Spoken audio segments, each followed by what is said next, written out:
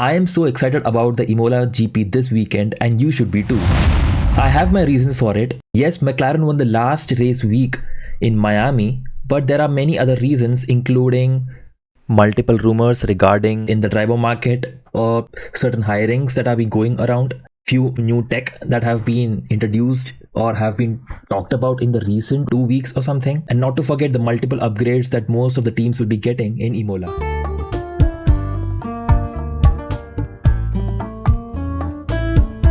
Hello and welcome to another video on the channel. My name is Ebin and you are watching the Pit Lane Chronicles.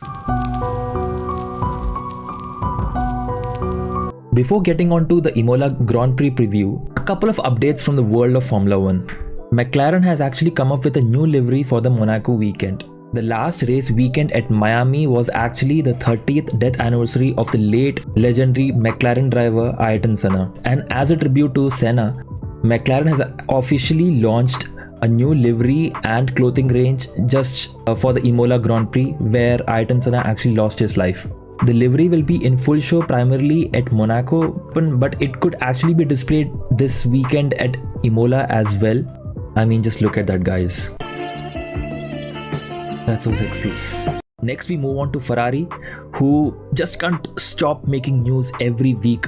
Ferrari has actually come up with a new signing, and it's not a driver, guys. Ferrari has really amped the antic and gotten two major signings looking forward at the 2026 regulations. The first one is Jerome D'Ambrosio, who was a deputy at Mercedes to Toto Wolff and has been robbed in by the team from Maranello, who will be joining them later this year after 6 months of gardening leave. He will be followed by Loic Serra, who will be the new head of chassis performance engineering at Ferrari. Jerome D'Ambrosio had the role of the Mercedes Young Drivers program, which he has had for the last 2 years now. The problem with this particular role was that it wasn't actually clear what his actual job was, since it wasn't media facing, or Toto Wolff still was the face of the team and he wanted to remain so, which also prompted James Vowles to actually leave the team a year back for Williams. And now Jerome D'Ambrosio and Loic Serra had been in rumors with a Ferrari move for the last 1 year now, and it's actually good to see that it's actually working out right now for Ferrari, who just announced it a couple of days back. These are actually really bossy moves from the team from Maranello. This brings us to some new form of F1 tech, especially for the wet racing enthusiasts. Yes, torrential rain has always been a huge problem for Formula 1 in general. A huge amount of racing gets compromised just because of very difficult wet conditions. And I can understand the visibility actually gets very poor for the cars behind, and the race eventually gets suspended or get cancelled, like what we experienced back in Suzuka or in Spa in 2021. Now, in order to avoid this, Formula 1 is actually trying out the new spray guard trials. Currently, huge amount of water spray is generated through the rear wings, rear tires and the rear wing assembly, which makes the visibility very poor for the cars behind. With this trial, the heavy spray pattern isn't wider than the car width, which makes it relatively not so intense. We will have to see whether this works out for the near future, but really interesting methods being tried out to allow more racing in the wet conditions. Now, other than the very ugly looks that these spray guards give, the wheel shrouds also seem closed, which means any tire change or puncture that the race is over for that particular driver. Now, if the track dries up, a mandatory pit stop for everyone, for every team or every driver, has to be done in order to rectify the situation. Now, something from the driver market. Carlos Sainz has been rumored to have got an offer from Audi for the last 1 month or so.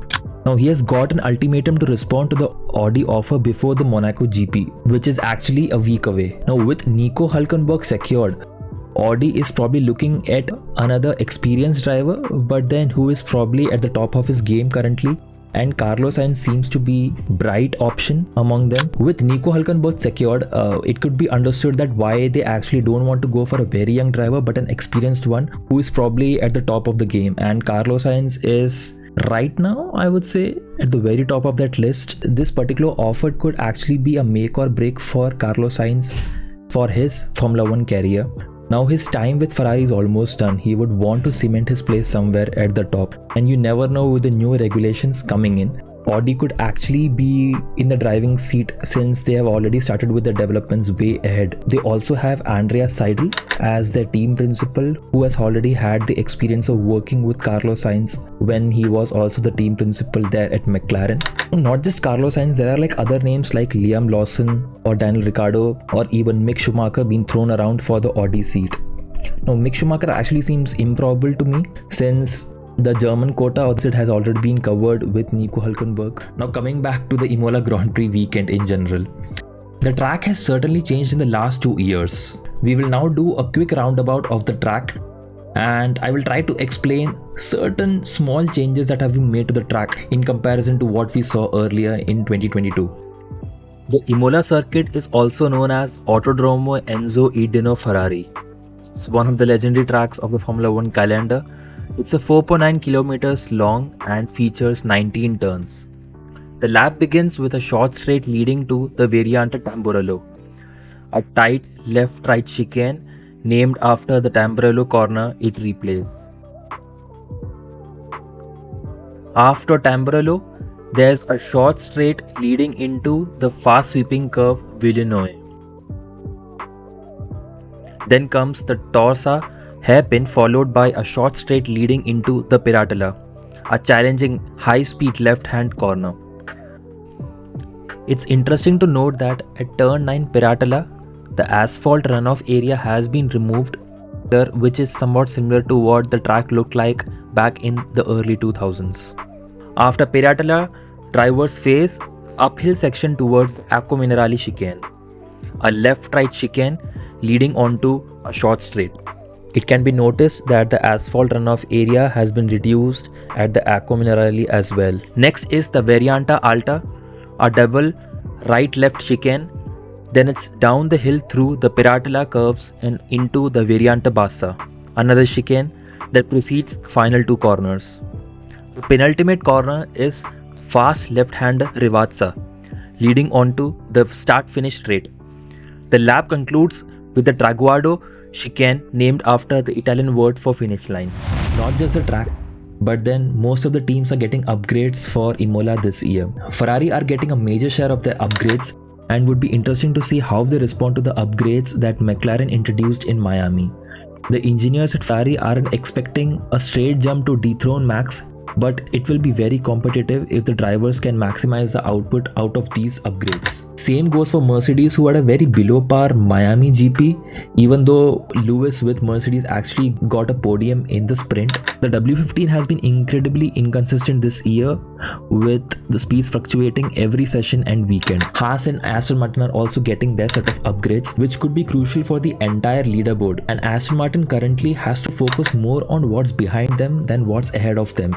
At least last year they were thinking of overtaking Mercedes, but currently their main competitor will be the Visa Cash App Racing Bulls team. This is like a do or die for many teams, since many of these upgrades will have to be carried on until the Silverstone GP that would come out only in July. So that means 2.5 months of just racing with these upgrades. By upgrades, I got reminded of Ollie Behrman, who would be driving the Haas in FP1 of the Imola GP instead of Magnussen, who actually should be kept away from a Formula 1 car at least for the near future, because this guy is actually going to either crash or get himself banned from the sport. We have certainly moved on from the new pet object in the sport from Mazepin to Magnussen now. Now moving on to the predictions for the weekend.